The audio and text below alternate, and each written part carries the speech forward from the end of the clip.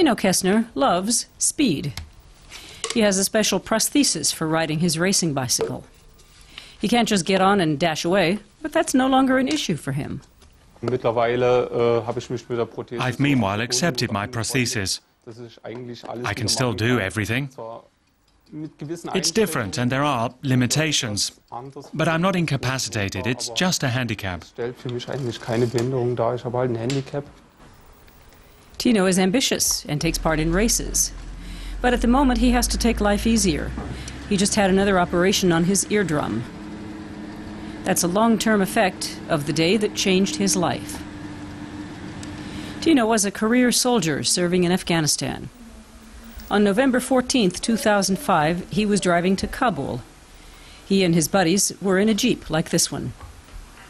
When a white Toyota collided with them, they thought it was an accident, and they got out. I took another look and saw the car turning around. It was smashed, but it was accelerating towards me, and the driver grinned at me. That's when I knew something was going wrong. 12 kilos of explosives. Images of the suicide bombing were broadcast all over the world. 1,000 thoughts went through my head. What's happened to my two comrades? Oh, please, don't let me die in this country. When he woke up after 5 days in a coma, he underwent extensive surgery. One comrade was dead, the other had lost both legs.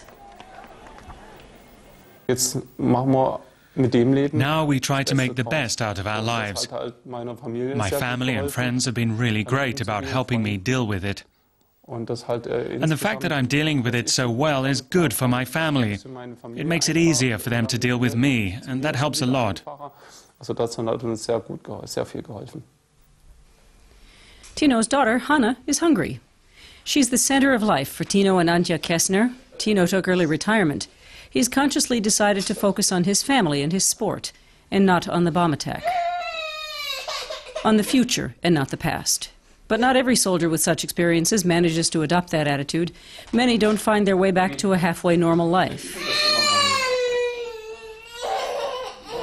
Germany's army, the Bundeswehr, has had to treat 600 soldiers for trauma.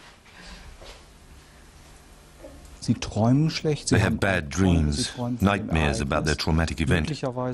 Sometimes they re-experience it in their daydreams. They become jumpy. For example, if their trauma involved a loud explosion, then maybe now a slamming door will catapult them back into that situation. More soldiers are returning from Afghanistan emotionally or physically injured, and more are dying.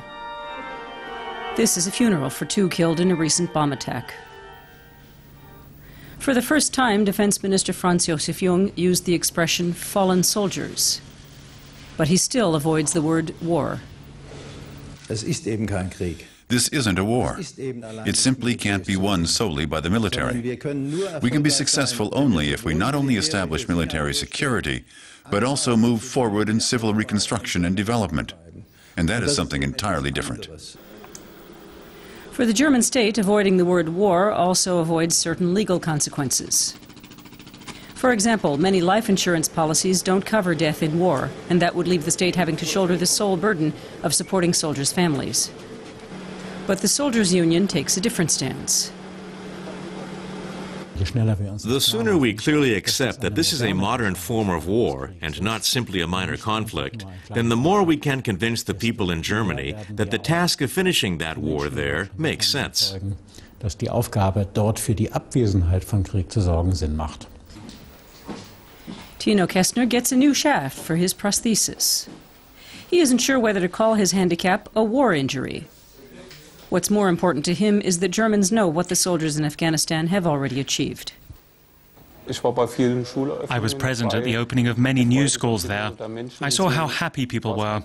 What few people here know is the positive side of what's really happening in that country.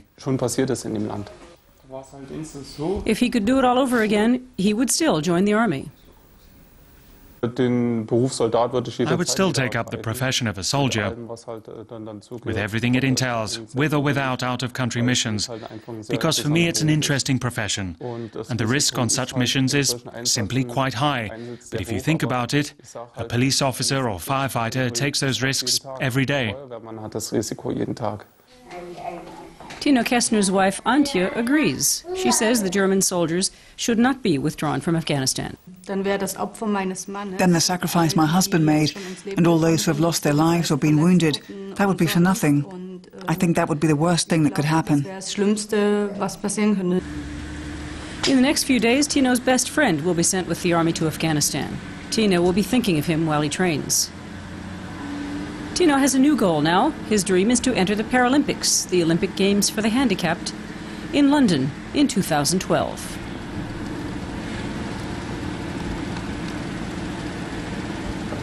Well, in view of Western casualties and personal tragedies in Afghanistan, in the wake of reconstruction efforts or outright warfare, is it time to rethink Germany's commitment and that of other Western nations? Or should Western troops battle on bravely to a successful, if bitter, end? A question we'd like to put to you in our forum. Is the West suffering too many losses in Afghanistan? Our internet address is dwworld.de/people and politics, and then just click on forum. Looking forward very much indeed to your views on that one.